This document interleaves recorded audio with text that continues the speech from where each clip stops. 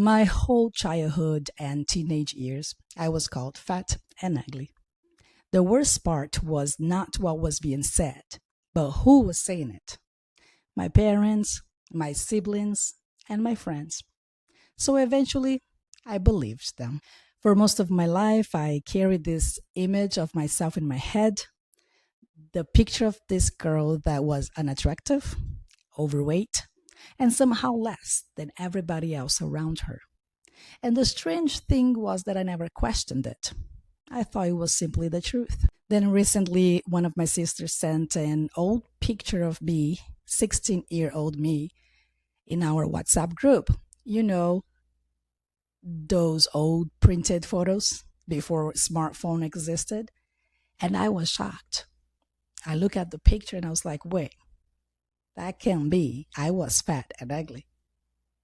And the girl in that picture wasn't. She was actually pretty. For the first time in my life, I saw a version of myself that was always there, but I wasn't allowed to see it. Because when someone you love the most tell you something long enough, it becomes your identity, even if it isn't true. And I think this is the world we live in now. A world obsessed with appearance, with beauty, with perfection. Can't be too skinny, can't be too fat, and it looks like there's nowhere in between.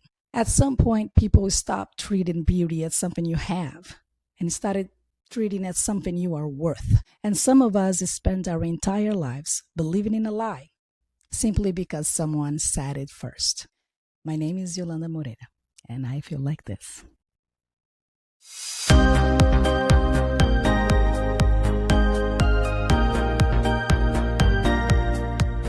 Hi, everyone. Okay, hi, girls. I'm Yolanda, and I'm here with my co-host Jamie. Hello. And Denzo. Hi. Okay, so Denzo and I are Brazilians. Okay, Oi. Yeah, oi, tudo bem. We are married with Americans, and we've been living here. I have been living for 10 years. You have been living for like 20 years. And Jamie is American as it gets. And she's a Southern girl. I love that. I'm a Western and a Southern. Yes, yes, yes. So today we're talking about something that honestly affects everyone. It's the struggle of becoming who people tell us we are, you know? And of course, as adults, I couldn't care less what people say. But unfortunately, as kids, we do believe them, especially when they are the people that loved you the most. That loves you the most. So that's what we are going to be talking about today: our beauty, self-worth, image, all these things that is so important for the world right now, and how we dealt with it in our childhood and how we deal with it right now. So I want to hear from you guys. Let's start with Denzel. I know your childhood was very different than mine. So how was your childhood? Like, did you have insecurity? Did your family cause that? Tell us about that. Definitely. My main problem was that I wasn't good enough or perfect enough, right? I was too smart, too beautiful, but too good, but not enough. That I had the compliments, but I didn't have how can I say, the satisfaction of the compliments wasn't enough. I was never enough. You felt not enough. Not people were telling you were not enough. That was, yeah, no. There was one person specifically that would tell me that I wasn't enough. You know, one of my parents, you know, and that was the hardest part of all because I have never been enough. To this day, I'm not enough. You know, I'm not good enough, you know, and other things that I try.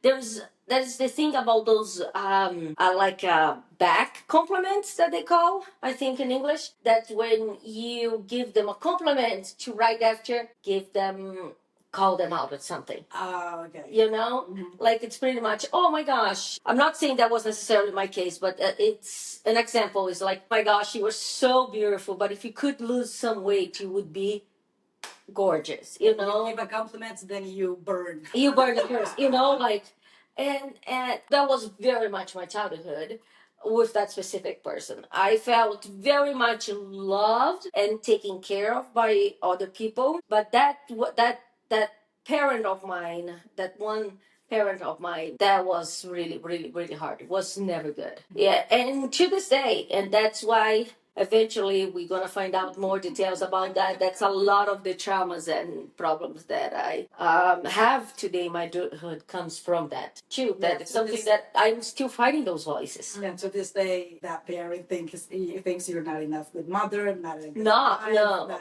Yeah. not enough. You know, yeah. That's sad.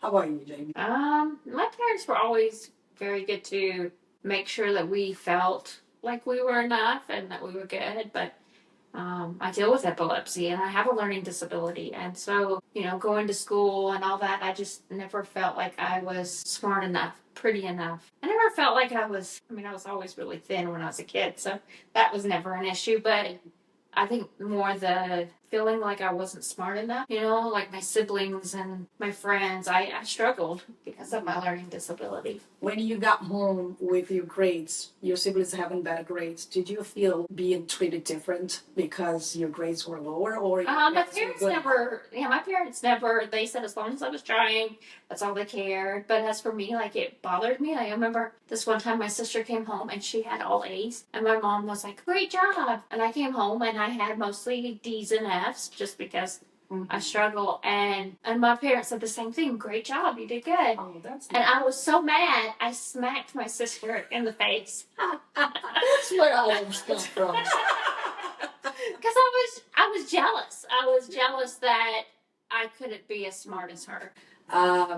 Do you think parents realize how powerful their words are? Because, like, I know that. We know that. But, for example, I have two sons and one daughter. The daughter is a saint. The son's not so much. And I love them to death, and I tell them that. I tell them how good they are and stuff. But sometimes, for example, I'm stressed now in the kitchen doing things, and they come and I was like, "Oh, you're so annoying," Like, how many times do I have to do that for him to start believing I am annoying? And I do struggle sometimes. They stress me and I say something negative. And then I always think, oh, how are they going to internalize that? So tell me about that. So do you guys lose it with your children as well, like I do? My gosh. All the time. I think we as Brazilians most will lose. Like the generation before us, they were still learning the power of the words. I feel like it's very strong now in our age, but it wasn't that strong when we were growing up, Like we always believe like let's tough them up because life needs to tough them up. And then came a generation and we are like, let's spoil them because we need to give them everything we didn't have. Exactly. Yeah. And we are not finding the middle ground yet. Yeah. And I feel like it's upon us to work on that. And it's very, very hard to break all those cycles. Yeah. And I see like having my oldest who's 28 versus my youngest being 10, like I've seen the impact of my words to my older kids. And so I try harder not to say those things to the younger guys because I've seen the impact. Not that I was a bad mom, not that I said horrible things, but those little things that, you do slip up and say does make a difference. Like it impacts them.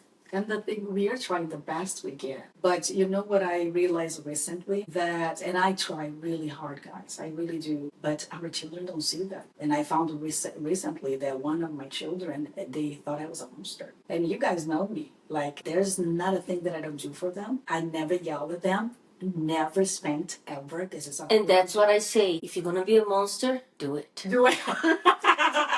At least they're gonna have a reason for it. You want a bad guy? I'll be the bad guy. So it doesn't matter, they don't see it because they are just children. They're kids. Exactly. They don't see things that like. And what I try to do is think back when I was their age. Mm-hmm. What did I have in mind? Nothing. But anyways, I remember I always was good in school. I always was really smart. But I would get home and tell my mom, and she was like, nothing. I was born in the middle of nowhere in Brazil, like literally in the forest, just us. So things were very different from us. But I never had a hug from my parents ever, from none of them. I never had a kiss or a hug or anything from my parents. And they never told me I love you, ever, okay? It's the opposite. My father one day looked to me in the eyes because he was saying something and I was distracted. he said, I hate this girl, you know? So I was raised in a very cold environment. Well, like when I was 15, I decided to go to live with a half brother, which was a very bad idea. I told my mom, she said, okay, you know? So that really hurt my heart. It's like she really doesn't care, but I know she does, you know? Yeah. It's just, it was her way, the way her parents raised her, you know? So this day, I love my parent. My father died, but I love them. I never blamed them from anything because what I think is that they did to me what their parents did to them. Mm-hmm. You know, my mom has a scar on her head that her mom hit her with a bucket. Mm-hmm. You know, but she never hit. I don't remember her beating me. But anyways, so they did the best they can, and I'm doing the best I can. I broke the cycle. My kids have so much love that sometimes it's like, Mom, it's a lot. Stop.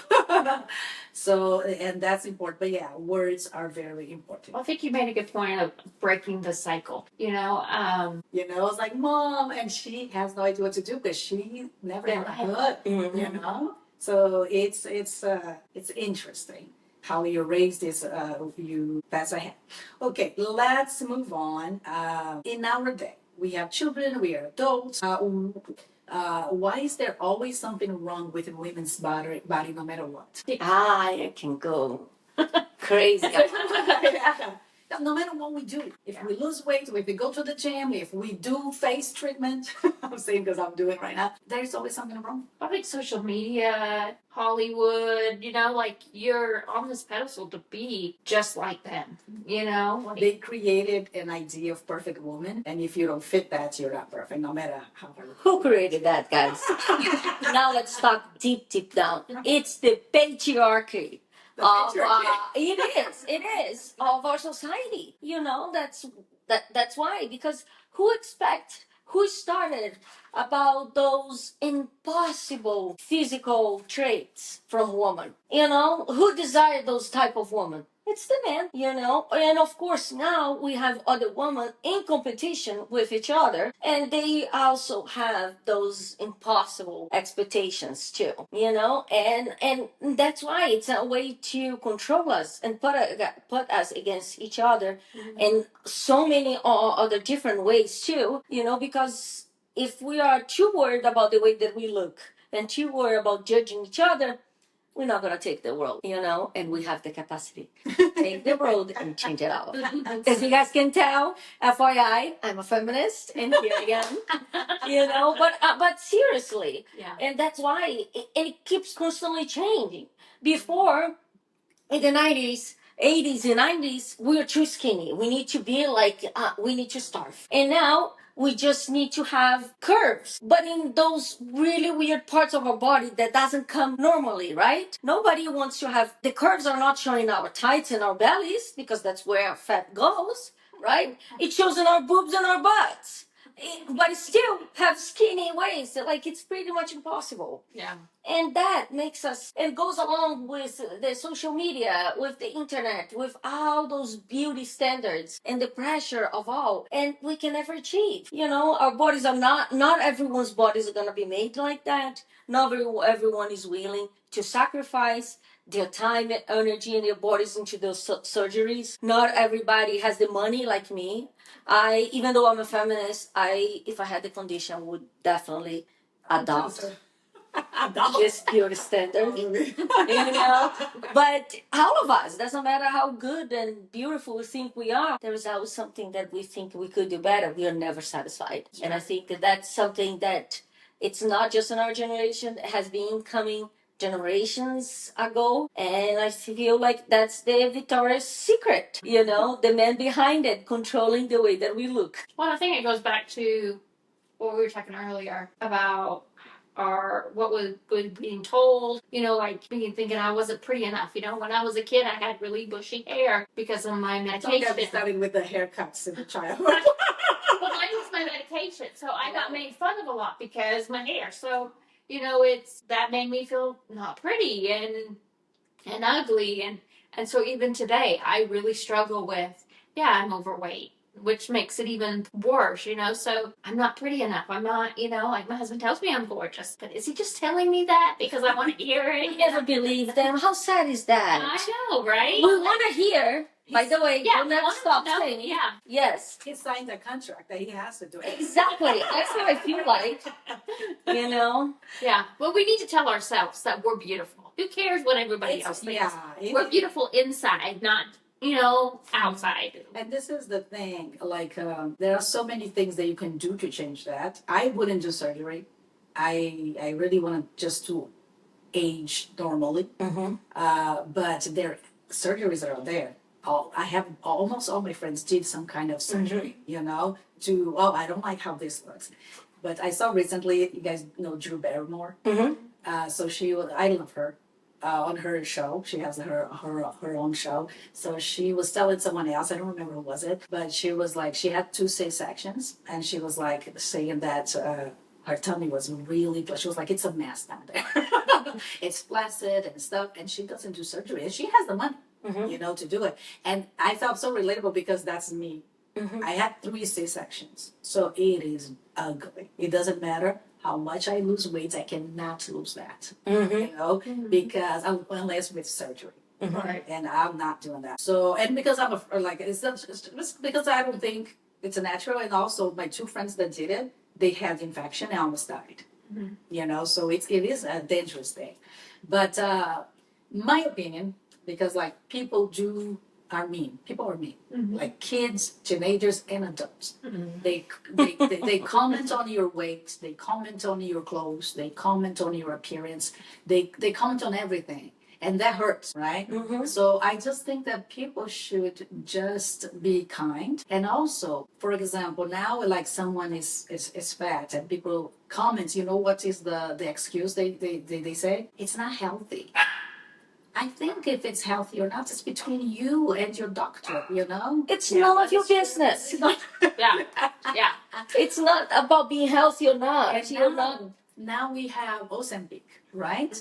But did you notice how people judge if you take Ozempic? Yes, definitely. There's a lot Like, of oh, you're people. losing weight, it's Ozempic. So the only way for you to praise me is to lose weight in the gym. Yes. You know? I'm sorry, guys. I have 2 dogs, so that's nobody there to tell them to shut up. So you can. So you know, if you're Ozempic, they judge you, call you lazy. You know, and so it's just. I just think people should be more kinder. You know, just to be kinder, and it's just let people do what they know it's best for them. You know, just if you can help. If you can't, zip it. I have fail-safe in my brain that, of course, it's not 100% perfect because I'm human, but I feel like there's a lot of judgment that comes in my mind when I look at people, and there is this fail-safe that comes and tells me, it's none of your business, shut up. That's cool. And make me forget, you know, like I'm constantly fighting because I was created by a very judgmental mother. Then, and you know, and not just that, but a very judgmental environment, in a way very competitive, and we're constantly looking at people, judging, and see what could have do better, and what people could have looked better, done better, what exactly what they need to be doing to be perfect. And I still have that, and I'm constantly thinking that way, and I'm constantly fighting to a point that I remember as an early teen, that felt safe to, because I noticed that I'm a judgmental. I thought this was love, but it wasn't. You know, it is not. Yeah. And make people feel like it's a competition with each other. It's a competition with people around, and there is no need for that. There is no competition for anything. Yeah. You know, I'm not competing who's gonna look better, who has the better hair or the better body, or the prettier, or who talks has less accent, or who talks better, or whatever. You know, especially now in our age, like we're too old for that, guys. Yeah. Guys, we're in our 40s, FYI. Hey, Don't ask exactly. Just it's a wide range of 40s, well, whatever. We don't know what people are going through. You know, like Exactly. my hair was because of my medication. You know, some people may have just thought, wow, she has really poofy hair. You know, like weight. You may could have acne. You know, there's so many things that people deal with that we don't know, and that's why we should keep our judgments to ourselves because we don't know their circumstances. Exactly, and it's not just don't know. You just like, to me, it's forget it. It's none of your business. Yeah, which is not gonna make no difference. No. And also, appearance does not change who you are inside, you know? So you might, if you're judging, you might be missing a great opportunity to have a great friend, you know, but you don't. That's true. Girls, before we move forward, let's talk about aging. How are you guys facing this? Because I am hating it. Zero aging. How do you guys doing that? How, you know, like, when did you know this? You look in the mirror, it's like, I'm getting old. It's been a couple years ago. A couple of years ago. My part is just hitting menopause. That is where I've gained so much weight, is the menopause. And I'm struggling with it because I've always been very skinny. And the last 5 years has not been so. And it's hard. Yeah. And all the lines and the that doesn't even bother me. It's the weight. because I don't have many. Yeah. Like, I look like a Pinocchio. Yeah, Denzel is the youngest, right, of us. Yeah. Allegedly. And I'm As we know. yeah. I'm the oldest. So you're still like probably like first thing that changed for me was the backaches. No. You would do the things you.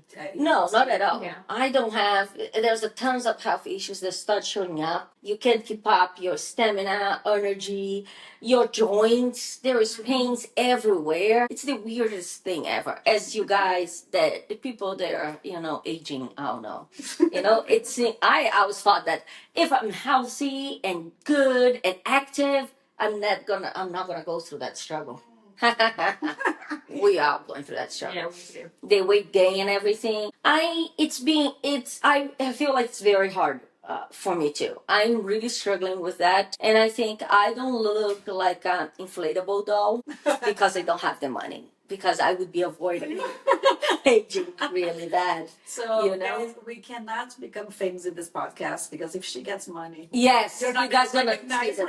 yes, you guys gonna see the difference. But I am not doing well. But I'm doing well in my circumstance. Trying my best when I have the time and energy to take care of me, which you guys gonna find out that's very minimum. I make miracle of the time that I have overall. But We all have young children. yes. So and they have the youngest, right? Nina is what? Yes, 8. 8. Yeah, she has the. My youngest is 9. Your youngest is 8. You're 10. 10. Yeah. So Literally. And we also have teenagers, which And is a adults. huge, adults, which those are huge gaps, which we feel like we are not in just one stage of life. We're fighting 3 different stages. And honestly, I think having adult kids is so much harder than Then, having yes. little kids. Like I wish I could go back to the little kids because it was so much easier. I will agree with that. Yeah. physically, it's exhausting to have little like toddlers and stuff, but they do what you say. When you put them there, they stay. You can lock them in a closet, guys. No, you can't. As a kid, adults, you can't tell them what to say. You can't tell them what to do. But you see them making these choices that you're like, you just want to scream. But yeah, so that's a part of aging. Seeing your kids grow. My oldest is 13, and she thinks she's 20. she'll be there before she I am always wrong. Okay, it's like I was wrong. Mom, oh my gosh. Mom, you don't know that. I was like, I do. I'm 43 years old, for heaven's sake. So, but a part of aging, it was like a Jane. I always was very skinny, but I started getting weight when I was 35. Like weirdly, nothing changed in my life, and I just started getting weight. I got 50 pounds in a year. I went to the heaviest I got was almost 200 pounds, and no doctors. They was like, oh, that's part of getting old, and it was really hard for me because your whole life you can do whatever you want and you're skinny, and all of a sudden you can think about food and you gain 10 pounds. And but it was a great experience. I had to accept. It took me a while. I was I think it was like almost 5 years just gaining weight. But it took a while, but finally I accepted. I was like, Yolanda, your weight did not change who you are. You're not, if people want to judge you by your weight, let them do it. But inside, you're not that, your weight, you're you. And then I had to accept and to love myself the way I was, That's And- beautiful. Yeah, exactly. And I was like, and Heavenly Father loves me too, no matter how heavy I am, And I was like, it was emotional. My emotional health was not good, and thanks heavens, I'm gonna say that God inspired whoever invented semaglutide. Ozempic, Ozempic. tirzepatide. Mine wasn't Ozempic, but thanks heavens. And also, I was pre-diabetic, high cholesterol, fat liver, so it was not just weight. I was really going down. So my doctor said, I think you're a good candidate for it. Semaglutide. I don't know the brands he gave me. I still take it. It's been 2 years, and I lost all the weight. That's part of aging. I don't care if people judge if it was semaglutide or not. Now I'm not pre-diabetic anymore. I do not have high cholesterol anymore, and my liver is way better. That's awesome. So that's for me. That's it. So aging is hard. We're gonna gain weight. We're gonna gain lines. But you know what is I really like about aging is how much I learned. I am. If you guys met me when I was in my 20s, you would not say I'm the same person inside. Oh, definitely. Exactly. You learn so much. You learn so much. So if I could back time and get to my 20 bodies and face, I would. But I would not trade it if I had to give away everything I learned. Guys, and what I wouldn't trade was my steady confidence. I was very, like I was, how can I say, I thought that I was so good and so great at everything that I was that fake confidence, like that I was in a way cocky about it, but I didn't have the experience, behind it. But I believe that I knew a lot. Now I know that I don't know much, but the few things that I know, I know. I can fight anyone, and I know that I'm right. I have the experience, and I think my favorite thing about the age is three things: knowing what I like, knowing what I don't like, and F it. I don't care. Okay. So let's to wrap this up. Let's talk about funny things. So, did you have something funny? If you have a funny story of your childhood, teenage, funny haircuts, awkward school moments or pictures. All of girls got the the mullet haircut, guys. If I find a picture, I will also add to this. That is It so was sad. bad. It was. Well, I'll send you one of mine. Yeah. Just that gigantic bush. And it's it's okay. We like at the time we thought it was because there is this I don't know, duo in Brazil, very famous at the time, and that was their haircuts to two brothers, and so. But they were male. Exactly. The Yeah, problem is that we were girl. male, so we were like, But I think that the problem is not that. The problem is how mean kids are in school. So they would call me names and things like that. It was tough, but It's fun. I look back, I laugh about it. So do you guys have moments you look back and you laugh about it? Yeah, mine was more things I laugh about. And my kids tease me about is my teenage crush. Oh really? What was last night? I think I have heard. Who was It it? was Scottie Pippen. Yes. Oh my gosh. And I my don't- kids still tease me like, Mom. I don't think it was a past crush, guys. They're like, how did you, like, Please him again, because sorry. he played on the Chicago Bulls. Okay, so And I was a huge basketball fan because Scottie Pippen played on it. Like I had the posters and the shirts, and like I went all out, like the little figurines of Scottie Pippen. And to this day, my favorite number is 33 because that was Scottie Pippen's number. And so it's funny though because I look back now, I'm like, I don't really see why I thought that he was like that. I mean, his wife probably thinks that. I'm not downing him now, but No, I understand because my huge crush was Taylor Hanson. And we all know why, right? He was extremely cute. course. So yeah, I understand. So it was the same of having yeah. So Yeah. you were Backstreet Boys, right? Nick, babe, we're friends already on Instagram. Please, just send me a message. I love you. I always loved you. You know, I was obsessed with Nick. I would kiss the picture of Nick Carter in high school, more like middle school. Yeah. You know, every morning to have a good day. Oh, Good. It was a picture of him on the mirror, and I would kiss, and I would go that's so just go to have a good day. But I was actually the mean girl, as you guys can tell. It's my face. I was. I was What's the the mean name girl. of the girl, mean girl, the mean one that's played by Rachel McAdams? I forgot now. Virginia. No. I told Regina. Regina. She was. I was very much a Regina. But if one of my Brazilian, like acquaintance from school seeing that, they will tell you that. They probably say in the comments, please don't trash me too much. She's a good person. I have a good She has personality. been humbled. I have humble. Life has humbled me. yeah. And the thing is, I always had a good heart, but I only have a good heart, as you guys well know, to the people that I love, And I try to have a good heart to the people in general, but if they hurt me, there's no good heart.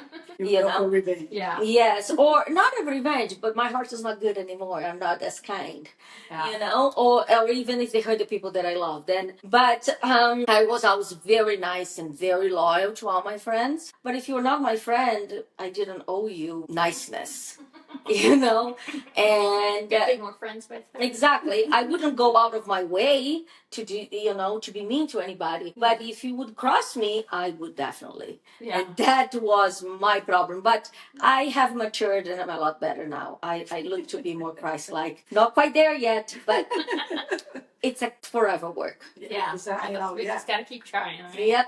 It's a forever work. That's so true. Yeah. And like we all have weaknesses and strengths, right? Sometimes like that's your weakness, but you have your strengths, and I have my weakness. I have the strengths. We all have it. And what was the saying in the break that it was so insightful and nice, and I forgot about So what we can't do is compare our weakness with someone's strength. Yeah. That's true. That's what kill you. Like we get our worst moment, our worst everything, and we compare with someone's best, and then we think we are not enough. We think that that we are less, and that we're not never gonna be good enough. So that's the problem. Do not do that. Compare. You may be smacking your sister in the face. One, Not a good idea. just one little thing that I'd like to share. One of amazing things that I have learned, and it was from my dad, and how to not be jealous of anything or anybody. And one thing that I have been, since I was little, have been working really on, I'm not a very much of a jealous person. If I wanted something, I put that in my mind, like I really wanted that thing, I'm gonna work hard to get that thing. I'm not jealous that there's another person that have or something. But if that crossed my mind, or that ugly thought or desire or feeling cross it, when I compare myself, I try to say, okay, that person is really good at cleaning, for example. And I would think, okay, I don't have that strength, but I'm actually really good at decorating. Then I have some strength too. And that's something that I tell myself constantly, if I'm comparing myself, to remind myself that we're not going to have the same strengths and the same, and the same weaknesses. Yeah. But we can be just as good as the other person, but it's something else. Yeah. For a huge example is I have zero craft talent. I have so many talents, guys. I'm not being cocky. Seriously, I have a lot of talents. You do. But that is not craft. And I love craft people. People who can cook, who can, decorate it, who can make amazing things with their hands. I have no talent in sports, and I admire and I support and I enjoy their talents, but I'm aware that I don't have that. My talents would be in talking and bossing people around, and That is very good talent. on planning, on everything, and I'm Also aware of bossing that. around. She's a good leader. Leading people. I'm really good at leading people. Like those are not my talents, and I appreciate those other people's talents, you know. But it's I don't want to have their talents anymore. I'm just glad that I have mine, and I know that those people like this, they usually artistic people, they really struggle as being focused and planners, which is my strength. Then I know they don't have my strengths either. Then we're on the same boat. Yeah. Well, I think that's why the Lord gives everybody different talents so that we can lean on each other, grow with each other, help each other. You know, That's beautiful. Exactly. You know, the Lord knew what He was doing. Look at us here. Yeah. I'm evil, two good ones. You know, needs two to compensate. Yeah, Denzel keeps the balance. Yeah. Okay, well, that was a good talk. Let's wrap it up. It's time to close it. Denzel, what would you say to your younger self now that you're full of wisdom? Gosh, that's a really, really, really hard one. I would say, buckle up, princess. Life is gonna get a whole lot harder. Love that. Literally. Yeah. Yep.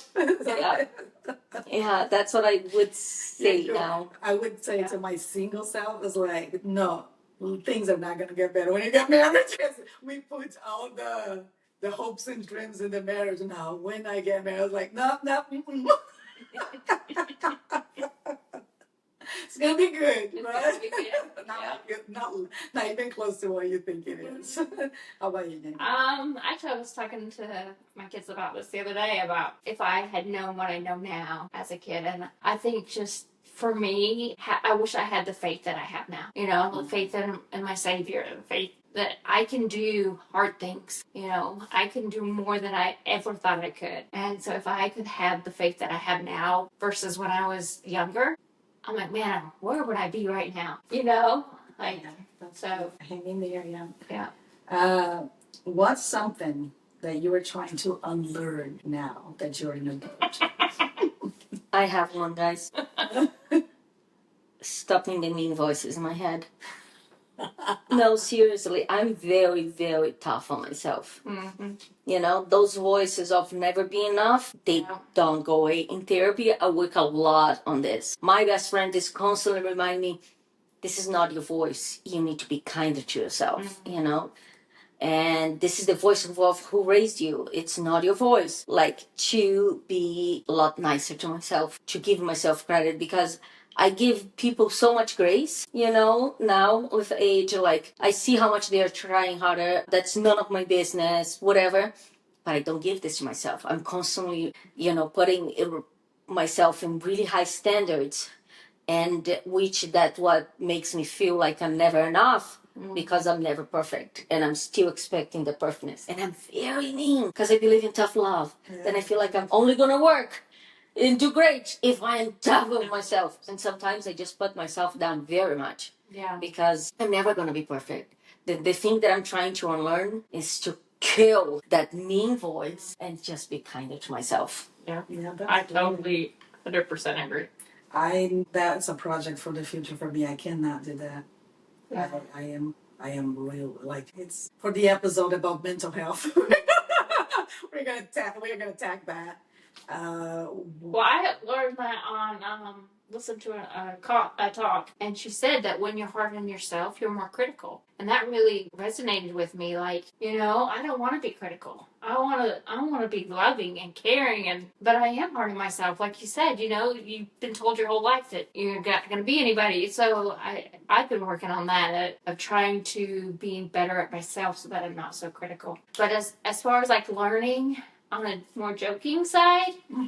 Okay, something that I'm trying to unlearn now is that I'm not ugly. And it's not easy, guys. I look in the mirror and I always say, oh gosh, yeah, that's my reaction, you know? Mm-hmm. So I'm trying to unlearn that, like, you're not ugly, you're not fat, you're not, you know, you're good. You're just perfect the way you are, you know? And I know I don't meet the requirements of the world, Hollywood or whatever, but I am who I am, and I'm happy with it. That's what I'm trying to learn. Not saying that I think that it's hard. Many days I look at me and it's like, nope, I don't like that. A lot of us. But I'm trying to learn. Well, thank you everyone for listening. I really like what Denzel said about not being too hard on yourself. I remember when we started having this idea for the podcast, the first thing that came to my mind is, I'm a failure in everything I do. Why this is gonna be different, you know? So we all have so much work to do. And the goal of this, we are not experts or professionals of any kind of anything. We just think that we share our struggles and you share your struggles with us and we all can learn and grow because we all have them. We all have our weaknesses. And I think talking about it helps, you know, to talk about your weaknesses and your strengths as well. So thank you for being here. We'll be back. And I think healing starts when we realize that not every opinion spoken over us deserves to become a part of our identity. Thank you, ChatGPT. And Very wise. Very wise. so thank you. We'll be back. Bye, guys.